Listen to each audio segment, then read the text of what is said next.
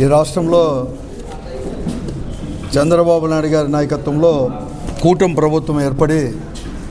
9 నెలలు కావస్తుంది. ఈ 9 నెలల్లో ఎన్నికల సమయం ముందర కానీ తర్వాత ఎన్నికలైపోయి అధికారంలోకి వచ్చిన తర్వాత మాటలేమో కోటలు దాటుతూ ఉన్నాయి. అధికార పార్టీ వారి ముఖ్యంగా ముఖ్యమంత్రి గారు కానీ ఆ పార్టీకి కూటమి పార్టీ వారు అందరికీ కూడా, కానీ కాళ్ళు మాత్రం గడప కూడా దాటని పరిస్థితి కూడా. అంటే ఏది కానీ అధికారంలోకి వచ్చిన తర్వాత ఒక్క హామీని కూడా అమలు పరచలేని పరిస్థితి. అన్ని రంగాలు కూడా, వ్యవసాయ రంగం కావచ్చు, విద్యారంగం, అన్ని రంగాలు కూడా నిర్వీర్యమైపోయినాయి. కేవలం మాటలకు మాత్రమే పరిమితమయ్యారు. విద్యారంగంలో అనేకమైన సంస్కరణలు తీసుకొని వచ్చేసి ఒక విప్లవాత్మకమైన మార్పు తీసుకొని వచ్చేసింది గత ప్రభుత్వం, జగన్మోహన్ గారి నాయకత్వంలో ఉండే ప్రభుత్వం కూడా. కానీ అన్ని విషయాల్లో కూడా ఈరోజు నిర్వీర్యం కూడా చేస్తూ ఉన్నారు. మరి ముఖ్యంగా ఏదైనా కానీ ఒక ఇంటిలో దీపం అనేది ఆ ఇంటికి ఎలా వెలుగిస్తుందో అంతకంటే ఎక్కువ కూడా ఒక అక్షర దీపం అనేది ఆ కుటుంబంలో అనేది ఉంటే ఆ కుటుంబానికంతా కూడా వెలుగిస్తుందని చెప్పేసి ఆ రోజు డాక్టర్ వైఎస్ రాజశేఖర రెడ్డి గారు ముఖ్యమంత్రిగా ఉన్నప్పుడు వారు ఇంట్లో ప్రతి ఒక్కరూ చదువుకుంటే ఆ కుటుంబాలే బాగుపడతాయి,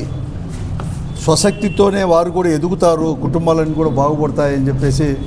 ఆ రోజు ఫీజు రీఎంబర్స్మెంట్ తీసుకొని వచ్చిన తర్వాతనే ఈ రాష్ట్రంలో కొన్ని వేల మంది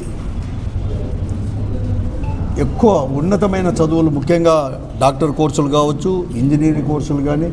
పెద్ద పెద్ద పోస్ట్ గ్రాడ్యుయేషన్ ఇవన్నీ కూడా చదివిన విషయం అందరికీ కూడా తెలిసింది. ఈరోజు ఇతర రాష్ట్రాల్లో ముఖ్యంగా బెంగళూరు, హైదరాబాద్, పూణే, ఢిల్లీ, బాంబే, మరి ముఖ్యంగా స్టేట్స్లో కానీ బయట అంటే విదేశాల్లో కూడా ఇంతమంది ఇంజనీరింగ్ గ్రాడ్యుయేట్స్ ఉద్యోగస్తులు మనోళ్ళ ఆంధ్రప్రదేశ్కు సంబంధించిన తెలుగువారు ఉభయ రాష్ట్రంలో కూడా ఉన్నారంటే ఆ రోజు డాక్టర్ వైఎస్ రాజశేఖర రెడ్డి గారు ఉన్నత విద్యలో కూడా వారికి కూడా ఫీజు రియంబర్స్మెంట్ తీసుకొచ్చిన పథకం వల్లనే ఇంతమంది పేద విద్యార్థులు, ముఖ్యంగా రైతులు, గ్రామీణ ప్రాంతాల వారు ఇంతమంది ఇంజనీర్లు, డాక్టర్లు కూడా అవకాశం కూడా ఏర్పడింది. అదే దారిలోనే జగన్మోహన్ రెడ్డి గారు ముఖ్యమంత్రి అయిన తర్వాత కూడా ఇంకా కూడా 2 అడుగులు ఫీజు రియంబర్స్మెంట్తో పాటు కూడా జగనన్న విద్యాదీవెన అంటే వసతి దీవెన కూడా తీసుకొని వచ్చేసి వారు చదువుకునేదానికి హాస్టల్ ఖర్చులు కూడా ప్రత్యేకంగా కూడా తీసుకొని రావడం కూడా జరిగింది. కానీ ఈరోజు 2019లో జగన్మోహన్ రెడ్డి గారు ముఖ్యమంత్రి అయ్యాకు గత ప్రభుత్వంలో అంటే చంద్రబాబు నాయుడు గారు అధికారంలో ఉన్నప్పుడు ఫీజు రియంబర్స్మెంట్కి ఆ రోజు దాదాపుగా 1900 కోట్ల రూపాయలు కూడా పైబడి కూడా ఎక్కడికైనా బకాయిలు చెల్లించుకోకుండా పోయింది. జగన్మోహన్ గారు ముఖ్యమంత్రి అయితేనే ఆ బకాయిలు అన్నీ కూడా చెల్లించేదే కాకుండా కాలేజీలు కాకుండా ప్రతి ఒక్క కుటుంబంలో పెద్దలను కూడా ఎంకరేజ్ చేయాలి, ఆ పిల్లలకు కూడా చదువు చెప్పించాలనే ఉద్దేశంతో ఇంజనీరింగ్ కాలేజీలో కానీ ప్రైవేట్ కాలేజీల్లో కూడా ఎంత ఫీజు ఉంటే కూడా అంత ఫీజు కూడా చెల్లిస్తామని చెప్పేసి వాటికి తోడు వారి వసతి కోసం, భోజన వసతుల కోసం కూడా మేము సంవత్సరానికి కూడా ఇంత ఇస్తామని చెప్పేసి కూడా తీసుకొని రావడం, అది కూడా తల్లిదండ్రులకే చెల్లించడం, నేరుగా 4 వాయిదాలు తల్లిదండ్రులకే చెల్లించడం తీసుకొని రావడం కూడా జరిగింది. పాత బకాయిలు తీర్చేదే కాకుండా ఈ చర్యల వలన కూడా దాదాపుగా 26,000 కోట్ల రూపాయలు కేవలం జగన్మోహన్ రెడ్డి గారు ముఖ్యమంత్రిగా ఉన్నప్పుడు ఈరోజు ఫీజు రియంబర్స్మెంట్ కావచ్చు, లేకపోతే వసతి దీవెనకు అన్నీ కలిపి 26,000 కోట్ల రూపాయలు కూడా కేవలం హైయర్ ఎడ్యుకేషన్, ఉన్నత విద్యకే ఖర్చు పెట్టిన వైనం. ఈరోజు ఎన్నికల సమయంలో లాస్ట్ చివరి 3 క్వార్టర్లు కూడా ఇస్తామంటే ఈ తర్వాత ఇచ్చేటప్పుడు ఇవి తీసుకొని రావడము, వెంటనే కూడా ఎన్నికలు కూడా రావడం, ఇవన్నీ కూడా చెల్లించడం కావడం. కానీ ఈరోజు చంద్రబాబు నాయుడు గారు ముఖ్యమంత్రి అయిన తర్వాత ఇంతవరకు కానీ ఆ బకాయింపు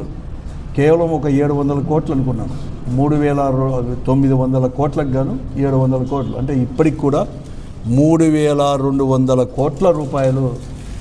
ఈ పిల్లలకి అనేది కూడా చెల్లించాల్సిన అవసరం కూడా ఉంది. మేము అనేక మార్లు కూడా ఈ విషయాలు కూడా ప్రభుత్వం దృష్టికి కూడా తీసుకొని పోయింది వైఎస్ఆర్ కాంగ్రెస్ పార్టీ. అలాగే గతంలో కూడా కౌన్సిల్లో కానీ ఇప్పుడు కూడా ప్రారంభంలో కూడా మా కౌన్సిల్ సభ్యులు మరీ ముఖ్యంగా కౌన్సిల్లో మా పార్టీ నాయకుడైన బొత్స సత్యనారాయణ గారు కూడా ప్రభుత్వానికి కూడా విన్నవించడం జరిగింది. వెంటనే కూడా బకాయిలు చెల్లించాలని చెప్పేసి పరీక్షల దగ్గర కూడా వస్తూ ఉన్నాయి. ఒదికేమో ప్రభుత్వం మేము ఎందుకు ఎవరు కానీ ఏ యాజమాన్యం కూడా అంటే కాలేజ్ యాజమాన్యం వారు అడగద్దని చెప్పాం, మేమే నేరుగా కాలేజ్ యాజమాన్యానికి చెల్లిస్తామని ప్రభుత్వం చెప్తూ ఉన్నా, ముఖ్యమంత్రి గారు కానీ విద్యాశాఖ మంత్రి లోకేష్ గారు కానీ చెప్తూ ఉన్నా కూడా ఈరోజు యాజమాన్యం వారు పెద్ద ఎత్తున మరీ ముఖ్యంగా ఫైనల్ ఇయర్ స్టూడెంట్స్ పైన పెద్ద ఎత్తున ఇంజనీరింగ్ కాలేజీలు కానీ తర్వాత ఈ ప్రైవేట్ మెడికల్ కాలేజీలు డిగ్రీ కాలేజీల పైన పెద్ద ఎత్తున కూడా వెంటనే మీరు చెల్లిస్తేనే హాల్ టికెట్ ఇస్తామని చెప్పేసి కూడా ప్రెజర్ అనేది కూడా చాలా పెద్ద ఎత్తున కూడా ఈరోజు కూడా ఆ తల్లిదండ్రులు ఆ పిల్లలు స్టూడెంట్స్ పైన కూడా వస్తాను. అందుకోసం ఇటీవల నేను చూసాను, ఇక్కడే కాదు ఇవన్నీ స్కూళ్ళల్లో కూడా స్కూల్లో ఇంటర్మీడియట్ లెవెల్లో కూడా అందుకోసమే ఆత్మహత్యలు ఇవన్నీ కూడా జరుగుతూ ఉన్నాయి. ఇప్పుడు ఇవన్నీ జరుగుతూ ఉన్నాయి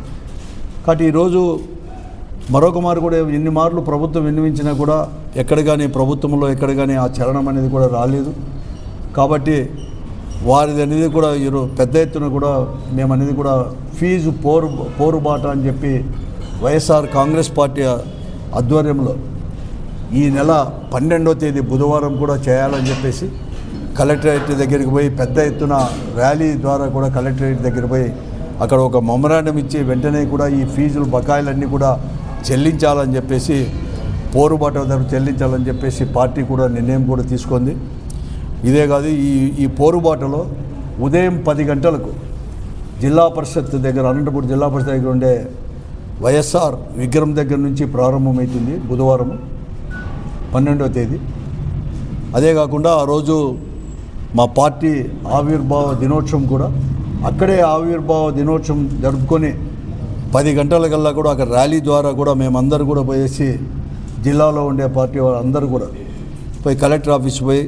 కలెక్టర్ దగ్గర కూడా ఒక మెమరాండం ఇచ్చి వెంటనే ఆ బకాయిలన్నీ కూడా చెల్లించాలని చెప్పేసి కూడా మేము వారి తరపున కూడా అడుగుతున్నాం. అందుకోసం ఈ ర్యాలీలో ప్రతి ఒక్కరు కూడా జిల్లాలో ఉండే విద్యార్థులు, వారి తల్లిదండ్రులు, అలాగే వైఎస్ఆర్ కాంగ్రెస్ పార్టీ కార్యకర్తలు, నాయకులు, శ్రేణులు అందరూ కూడా పెద్ద ఎత్తున తీసుకొని కూడా ర్యాలీలో కూడా పాల్గొనాలని చెప్పేసి దాన్ని విజయవంతం చేయాలని చెప్పేసి కాబట్టి వెంటనే వారికి అందరికీ కూడా ఫీజులు కూడా ఇచ్చేసి ఈ రాష్ట్రంలో ఎక్కడ కానీ విద్యారంగం ఎక్కడ కానీ కుంటుపడకుండా పెద్ద ప్రభుత్వం పైన ఒత్తిడి తీసుకొని వచ్చేదానికి ఈ కార్యక్రమంలో ప్రతి ఒక్కరు కూడా విజయవంతం చేయాలని చెప్పేసి నేను అందరికీ కూడా కోరుతా ఉన్నాను.